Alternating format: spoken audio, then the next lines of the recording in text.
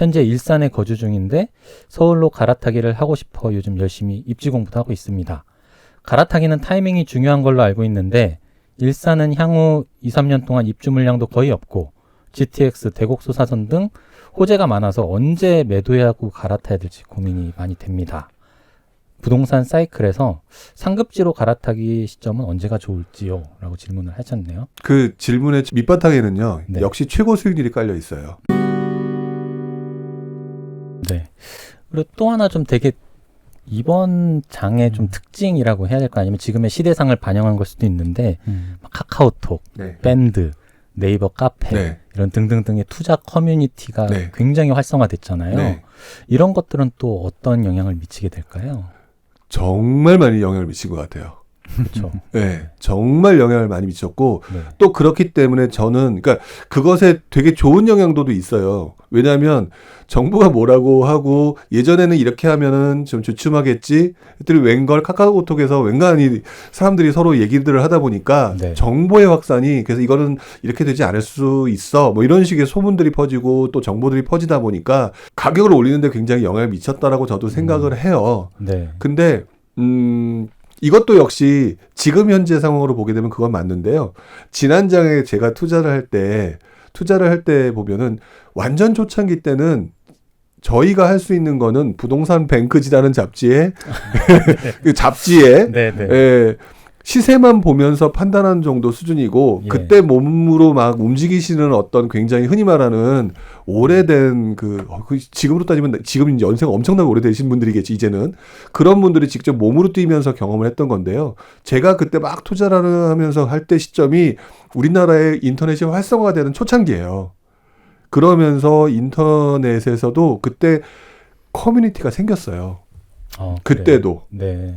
가장 대표적인 게 뭐 예를 들면은 그 조인스랜드의 무슨 동호회, 그다음에 닥터 아파트의 블로그 이러면서 나름대로 지금처럼 속도가 빠르진 않지만 그 이전에 비해서는 상당히 속도가 빠른 움직임이었거든요. 네.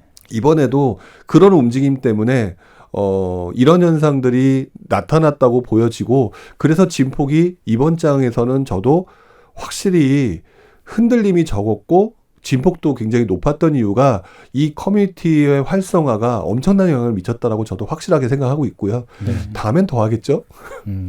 저도 좀 보면서 좀 느낀 거는 되게 속도가 엄청 빨라졌다라는 네. 걸 좀 느꼈거든요. 네. 그러니까 지난 장은 제가 겪어보지 못했으니까 이번에 보면서 갑자기 막 2015년도, 16년도 가면서 데이터들에 활용한 투자들이 막 붐을 일더니 네. 갑자기 카카오톡이 출시되면서 막 단톡방이 막 생기고 카페가 생기고 밴드가 생기면서 사람들이 투자하는 속도도 되게 빨라지고 또 이제 커뮤니티가 있으니까 집주인들의 그런 모임들도 있잖아요. 네. 그러니까 옆에 아파트가 얼마가 올랐대. 뭐 이런 얘기들이 자연스럽게 소통이 되면서 그럼 우리도 얼마는 받아야지. 이런 분위기가. 그렇죠. 그러니까 막 여기가 오르는 속도와 거의 비슷하게 옆에 있는 B급지, C급지도 동시에 막 같이 오르는 이런 현상들이 좀 보였던 것 같거든요. 근데 그런 현상은 지난장도 똑같았어요. 아, 그랬나요? 그때도 내 집 그 가격 지키기 운동 네. 분여의 그런 행상들이 다 있었고 그때도 엘리베이터 앞에 다 붙어 있었어요. 얼마 이상 받으셔야 됩니다. 또 뭐 가두리하는 부동산은 퇴출합시다. 네. 예전에도 다 있었어요. 그게 저는 그런 게 바로 본능이라고 보는 거거든요. 네. 단 한 가지 조금 걱정되는 게 있는 게 뭐냐면은요. 커뮤니티가 빨라진 거의 속도, 정보의 속도가 빨라진 거는 저도 인정을 해요. 네. 왜냐하면 제가 심지어는 저도 제 얘기를 했더니 누가 그러시더라고요. 천하의 불용이 밀린 적도 있었네라고 할 정도가 뭐냐면 저는 개인적으로 대전의 움직임은 한 2015년쯤 정도에 올 거라고 봤었거든요. 2014년도부터 들어가셨나요? 아마? 그러니까 정확히 내가 연도는 기억이 안 나는데 그런 것들을 보면서 정말로 커뮤니티가 빨라졌구나라고 느낀 건 맞아요. 근데 유감스럽게도 제가 요즘에 보는 것 중에서 말도 안 되는 소리를 하는 분들도 늘었어요. 예를 들면 어떤 건가요? 제가 가장 우려하는 게 뭐냐면은요. 헛똑똑이라고 생각을 하거든요. 네. 그러니까 이렇게 말하면 제가 꼭 너무 똑똑한 사람처럼 보여지는 그런 어떤 문제도 있겠지만 네. 제가 그냥 한 번 더 이제 경험한 사람으로 말씀을 드리게 된다면 주식에서도 보면은요. 가치 투자자가 있고 그다음에 기술적 분석 투자자들이 있어요. 네. 근데 상승장이 굉장히 강해지게 되면요. 가치 투자자는 인정을 못 받아요. 이상하게. 기술적으로 뭘 투자하고 하는 거 하다 보니까. 네. 근데 이런 현상이 부동산에도 똑같이 나타나요. 네. 그러다 보니까 지금 어떤 현상을 가고 있냐. 정부의 규제에 따른 기술적인 분석으로만 가고 있어요. 네. 이제 떨어질 거다. 그러니까 심하게 누군가는 떨어질 거다. 네. 누군가는 또 반대로 네. 이러니까 여기 가야 돼. 근데 유감스럽게도 점점 그러다 보니까 제일 중요한 수요의 감소라든지 또는 가치라든지 본질 가치라든지 네. 입지라든지 이런 부분들은 어느 순간 얘기에서 사라져 버렸어요. 아까 그 가치 투자자들 같은 경우는 본질 가치, 주식에서도 본질 가치 얘기했잖아요. 예, 예. 부동산도 본질 가치라는 게 분명히 있는 건데 지금은 본질 가치 얘기하는 분들은 지금 얘기를 못 해요. 왜? 다 올라 버렸으니까. 강남 같은 게 본질 가치 좋잖아요. 그러다 보니까 지금 투자할 곳을 찾아서 이 본질 가치를 무시해 버리고 다 가는데 결국 부동산의 가장 기본인 입지를 무시하기 시작하는 모습들이 나타나고 있어요, 지금. 입지를 무시하는 모습들이 나타난다는 얘기는 결국은 기술적인 분석에 따라서 이러니까 오를 거야, 이러니까 떨어질 거야라고 얘기들만 하고 있는데 여기서 누군가는 큰 코 다치는 상황이 발생할 거다. 저 역시도 기술적인 분석에 사실 갯벌리기 갯메우기가 냉정하게 말하면 기술적 분석이에요. 네. 하지만 그거를 조금 인문학 쪽에 가깝게 심리적으로 이용을 한 거고 예. 그거를 갖다가 너무 차트적으로 들어가지 않으려고 애를 쓰는데 지금 보면 굉장히 부동산을 차트적으로 들어가시면서 신봉하시는 분이 많았는데 그렇게 따지게 되면은 지난번에 입주 물량, 네. 입주 물량도 일종의 차트 분석이거든요. 그렇죠. 입주 물량 차트 분석했는데 그랬는데 김포는 왜 이렇게 많이 올랐나요? 그러니까. 이런 것들이 다 본질 가치나 이런 것들을 또 그 당시 상황 이런 거 다 맞물려야 되는데 지금 제일 큰 문제가 그런 본질 가치와 그다음에 기술적인 분석들을 같이 조금 얘기하는 게 아니라 제가 볼 때는 이거는 조장하는 건데라고 느낌이 오는 그런 분들의 정보가 정말 많다. 마치 그 주식 리딩방 막 홍보하고 막 그런 것처럼 네. 그런 분위기까지 너무 많이 갔다라고 보시는 네, 거예요. 부동산도 지금 그 시장에 들어와 있고 네. 블로거들이 글 쓰는 것 중에 하나가 물론 저도 이렇게 얘기하면 욕을 먹겠지만 네. 유감스럽게도 지금 쓰시는 내용 중에 상당수가 본인이 기술적인 분석에 너무 치우쳐 있어서 본질 가치를 제대로 보지 않고 얘기하시는 거를 본인 스스로 모르시는 분들이 많다고 느껴져요. 네. 너무 세게 얘기했나요? 네. 아니요. 네, 저희가 지난 시간에 그 이효석 그 음. 팀장님 모신 적 있거든요. 주식 네. 쪽 이야기하면서 그분도 막 리딩방에 대해 굉장한 분노를 갖고 계세요. 네. 왜 이렇게 호도하냐? 응? 그럼 나중에 어떻게 책임지려고 그러냐? 좀 비슷한 맥락이신 것 같아요. 정말 그러다가 누군가는 극심한 손해를 볼 텐데 네. 너희들 어떻게 하려고 그러냐? 그런 걱정이 되시는 거잖아요. 되게 많이 걱정이 돼요. 네, 말도 안 되는 소리를 하는 사람들이 좀 많이 늘었어요, 지금. 네. 그게 좀 뭐랄까요? 저도 사실은 한 2014년부터 부동산 내 집 마련하면서 관심을 갖게 된 케이스라 상승장 초입부터 이제 오르는 것만 봐왔잖아요. 네. 그러니까 좀 겁이 좀 없어졌다고 할까요? 뭐 그런 네. 것도 없지 않아 있는 것 같아요. 그러니까 하락을 경험하지 못했으니까 그리고 내가 대충 그냥 기술 분석했는데 맞아 떨어졌거든요. 지금까지. 네. 그것만 맹신하고 앞으로도 이럴 거야라고 좀 생각하는 경향이 있지 않나라는 생각을 좀 해요. 근데 뭐 드리머님은 기본적으로 이제 가치 분석이나 입지 분석이 돼 있는 상태에서 그걸 하는 것들이니까 상관이 없는데 지금 부룡님 말씀하시는 것들은 그냥 아예 초기 단계는 아예 없고요. 그냥 사서 올랐어 그만 보이는 거예요. 결론만. 그러니까 지금 실질적으로 단톡방이라든지 이런 것들 때문에 똑같은 정보가 하나 생기면은 실시간으로 다 퍼지기 때문에 저는 이제 정보가 되게 투명해졌고 이제 어떻게 보면은 정보 때문에 부가가치가 생기거나 그런 식이 이제 아니어서 더 좋다고 생각을 하는데 지금 말씀하신 대로 조급하다 보니까 당장 누군가 돈을 벌게 되면 나도 당장 돈을 벌어야 될 것 같은 조급함을 맞아요. 느끼게 되다 네. 보니까 그냥 돈을 벌었다는 얘기만 들으면 그냥 사는 것 같아요. 그러니까 지금 네. 말씀하신 1억짜리 미만 주택들도 마찬가지고 아파트가 아닌 상품들도 마찬가지고 뭐 그 외에 여러 가지 되게 많거든요. 그러니까 리딩방 똑같고 결국은 이제 중개하시는 분들이 있는 걸 리딩하는 것들이 있고, 그러니까 저는 이제 이것들 자체도 어떻게 보면 이제 저는 이제 인정을 할 수밖에 없겠구나라는 생각이 들 수밖에 없어요. 이거 막을 수도 있는 것들도 아니라, 그러니까 왜냐면은 아무래도 이 경제라는 이런 어떻게 보면은 생태계에서 부동산이 금액으로 더 커 보일지 모르겠지만 이 금융권 시장이 더 어떻게 보면 주도적으로 모든 걸 다 이끌어 간다라고 생각하고 있거든요. 코인 시장이 있어요. 비트코인 비롯해서 여러 가지 코인 시장이 있는데 제가 봤을 땐 그건 아무 실체가 없잖아요. 네. 그러니까 누군 미래 가치가 있고 미래에 대한 기술을 하는데 지금 그걸 사는 사람들은 미래에 대한 뭐 가치나 미래 뭐 가치 분석을 해서 사는 것이 아니라 사서 올라가니까 사는 것들이거든요. 근데 지금 이제 그것들도 지금 금융권에서 받아들일지 말아야 될지도 지금 논의를 하고 있는데 현재까지는 받아들이고 있는 거잖아요. 불법화하고 있지 않기 때문에. 그렇기 때문에 아마 이 부동산 쪽 같은 경우도 이제 그렇게 사고 파는 그런 시장들이 좀 적었다가 최근에 투자로서도 몇 년 동안 돈 버는 사람들이 많다 보니까 거기서도 좀 기술적인 분석을 통해서 이제 돈을 버는 사람들까지 생긴 것들이고 그걸 악용하는 사람들도 생긴 거잖아요. 금융권 같은 경우는 워낙 뭐 펀지 사기니 그다음에 또 뭐 여러 가지 좀 사기 사건들이 많았기 때문에 시행착오를 많이 겪었는데 이제 부동산도 이제 이런 시행착오를 겪어가는 좀 과정이라고 생각을 하고 있어요. 그래서 네. 진짜 부령님이나 저나 굉장히 안타깝고 도와드리고 싶고 그러는데 근데 저희 뭐 몇 명의 힘으로 막을 수 있는 것들은 아니고 왜냐면 일단 저희가 얘기하면 재미가 없잖아요. 그리고 당장 이게 뭐 드라마틱하게 다이나믹하게 움직이지도 않는 것들이기 때문에 근데 그런 시장들이 존재하는 것들에 대해서는 뭐 어쩔 수 없을 것 같다는 생각이 들어요. 솔직히 그래요, 저는. 그러니까 그분들이 말씀하실 때 이렇게 말씀하세요. 제가 예를 들어서 뭐 이렇게 뭐 공시지가 1억 미만 이런 얘기를 하게 되면 그분들이 이럴 때는 일단 불편해요. 왜냐하면 내가 나는 이거라고 생각했는데 넌 딴소리 한다. 내 말에 동의해 주길 원했는데 약간 이런 분위기가 되게 많이 팽배해져 있는 것도 사실이고요. 네. 그 다음에 또 이제 문제가 되는 게 뭐냐면 오르지 않냐. 그렇죠. 이게 끝이에요, 그냥. 오르지 않냐라기인데 저는 그 다음을 얘기하고 있는데 오르는 거 인정하는데 그 다음이 문제다. 그거는 알고 해야 된다라고 얘기를 하는데도 불구하고 오르지 않냐라고 하는 것에 같이 어울려서 가게 되는 경우에 그때 그 뒤가 굉장히 아프다. 이 부분을 모르는 걸 얘기하고 싶은 거죠. 네. 왠지 좀 경험이 있으셔서 그런 아팠던 경험이. 그렇죠. 네. 그래서 더 좀 만류하시는 것 같아요. 네. 어떤 경험이 있으셨길래 부령님의 그 사례를 살짝 뭐 말씀해 주신다면. 그러니까 몇 번 언급을 했던 것 같아요. 몇 번 언급을 했는데 일단 제가 아까 블로거들이라든지 뭐 이렇게 몇 분들 얘기했던 가장 큰 부분 중에 하나가 뭐냐면 저 역시 2001년, 2년, 3년 초까지 어깨에 뽕이 강하게 들어가 있던 사람이었어요. 왠지 이 세상에서 얻을 수 있는 부동산 관련된 지식을 통달한 것 같은.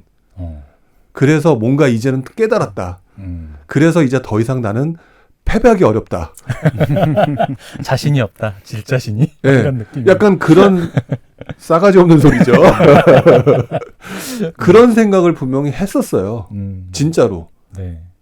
그 생각이 있었는데 그 생각을 무너뜨리게 했던 게 결국에는 제가 거기서 깨져봤던 상황이었거든요. 예를 들어서 그냥 간단하게 여러 가지 사례가 있는데 그 중에 이제 한 가지 말하게 되면은 제가 처음에 투자를 하면서 돈이 짭짤하게 벌렸던 게 분양권이었거든요. 예. 그럼 분양권을 하다 보니까 분양권으로 돈을 벌었던 사람이 다른 거에 관심을 두겠어요? 분양권만 하겠어요? 분양권을 팔 가능성이 높죠. 네. 할 사람이 높잖아요. 그러다 보니까 무슨 행동을 했느냐? 분양권은 사면 돈이 되는 거예요. 근데 그게 그 보면 상승장 초반이니까 운대잖아요. 운대가 아니라 저는 저의 능력이라고 생각이 드는 거죠. 그래서 주변 사람들한테 되게 아는 체도 많이 하고 얘기도 했었어요. 근데 그 다음에 제가 뭔가를 나중에 깨달았느냐. 분양권이라고 하는 분야를 하나만 알고 있으니까 분양권이라고 하는 분야에 규제가 들어왔을 때 내가 할 수 있는 분양권은 점점 외곽인 거예요. 중심지는 규제가 들어가 버리니까 외곽이잖아요. 아까 말씀드렸던 본질 가치에서 멀어져가는 입지를 가지고 움직였을 때 그 어떤 충격 그리고 난 다음에 제대로 안 되는 과정 그리고 또 거기서 또 영끌이라고 하는 부분이 살짝 들어가면서 되게 고생을 했고요. 그런 부분이 다른 부분의 투자도 마찬가지였는데 시간이 조금 더 경과하고 난 다음에요. 분양권 투자에 대한 것도 경험이 쌓였잖아요. 그리고 실패 경험 쌓였잖아요. 거기에 재건축 뭐 저는 이제 그쪽은 좀 많이 한 사람은 아니지만 재건축과 재개발이 어떻게 움직였던 걸 봤고 일반 아파트가 어떻게 움직였다는 걸 아니까 좀 더 복합적으로 판단하니까 그때 분양권만 가지고 내가 말이지라고 했던 그 모습이 너무 부끄러운 거예요. 모르면서 그러니까 그거 있잖아요. 우리 제가 학교 다닐 때 배운 거 동굴의 우상. 뭔가 이렇게 딱 막혀 있는 데에서 보면은 요거밖에 안 보이는데 그분들은 지금 딱 그것처럼만 보이시는 분들이 되게 많아 보이는 거거든요. 그러니까 저는 그때 그래서 정신 차리고 보니까 입지가 최악인 데로 가서 놀고 있더라.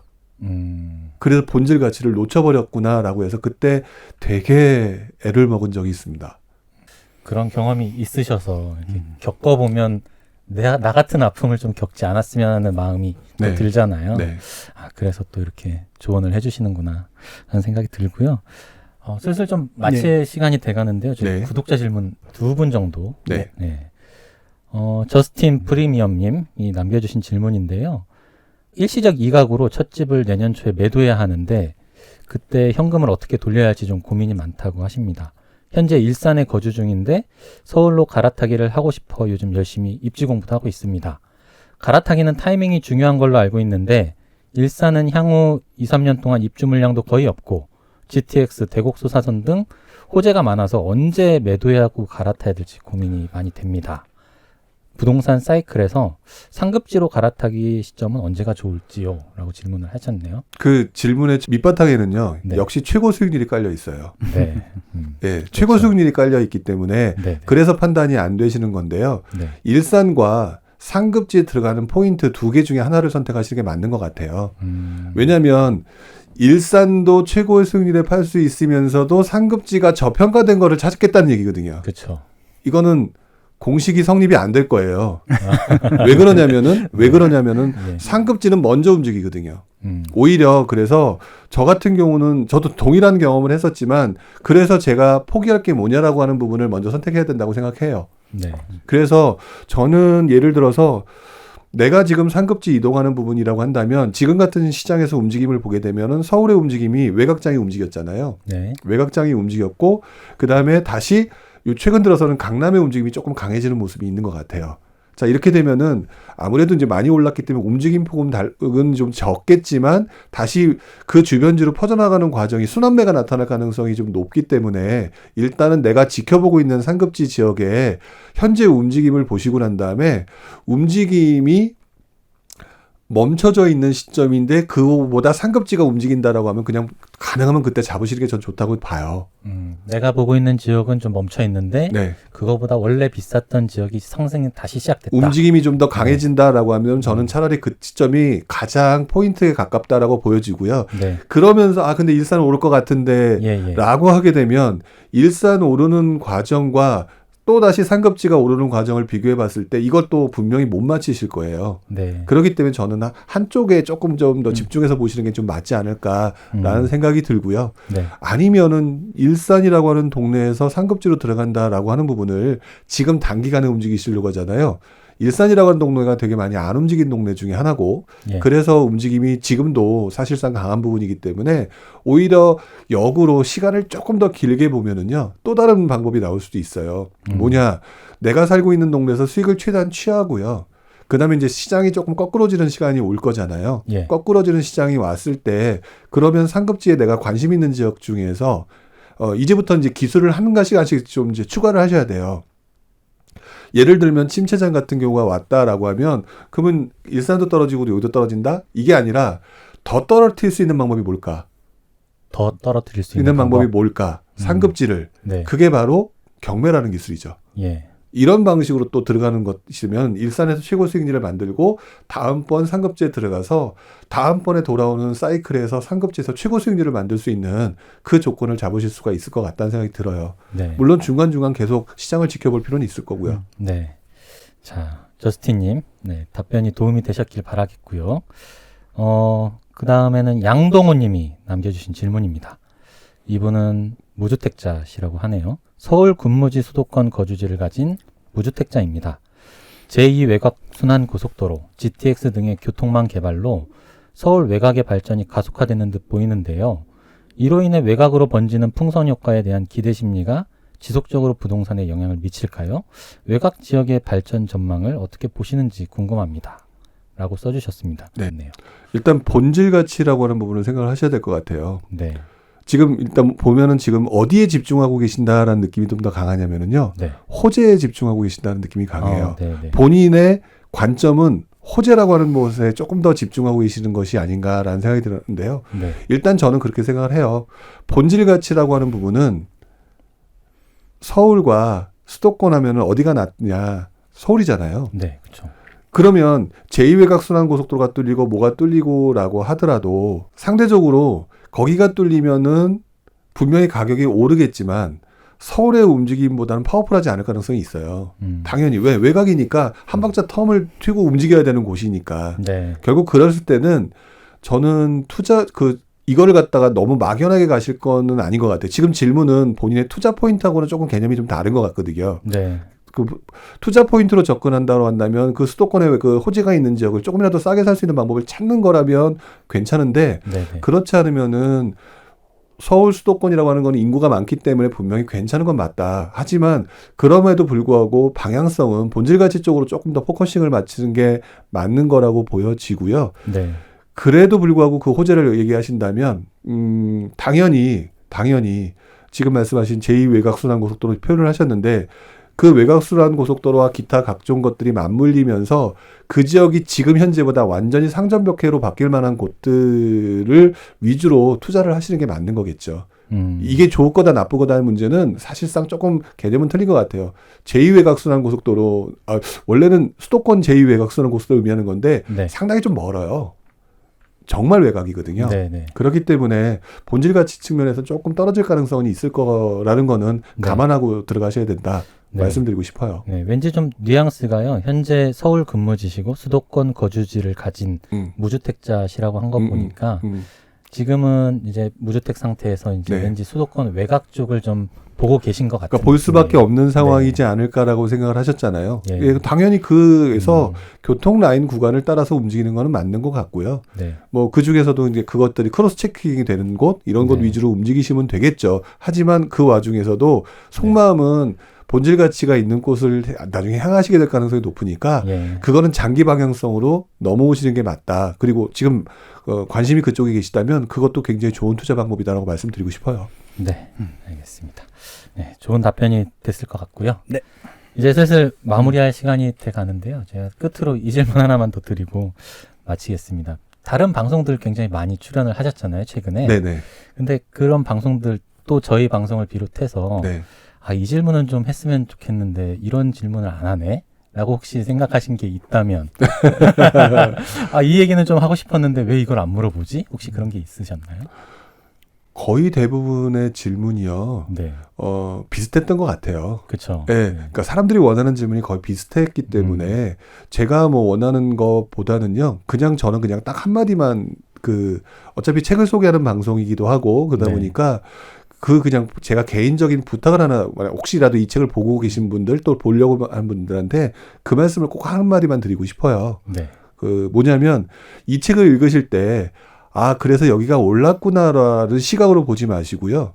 불용이라는 사람이 쓴 내용이 사람들의 심리가 어떤 식으로 움직이는 것을 썼나 에 조금 더 포커싱을 좀 맞춰주셨으면 하는 부탁을 드리고 싶어요. 네. 왜냐하면 그 과정을 통해서 이 책에서 나와 있는 지역이 아닌 다른 지역에서도 비슷한 방식으로 적용을 해보실 수가 있을 것 같은데 네, 지난 책에서 보니까 그 지역에 대한 관심만 높더라고요. 맞아요. 네, 그러다 보니까 그 내용에 사람들이 어떻게 생각이 바뀌는 과정이 있는지를 한 번쯤 이 책을 통해서 좀 정리를 해보신다면 투자에 되게 도움이 되실 거다라는 말씀을 좀 드리고 싶네요. 네.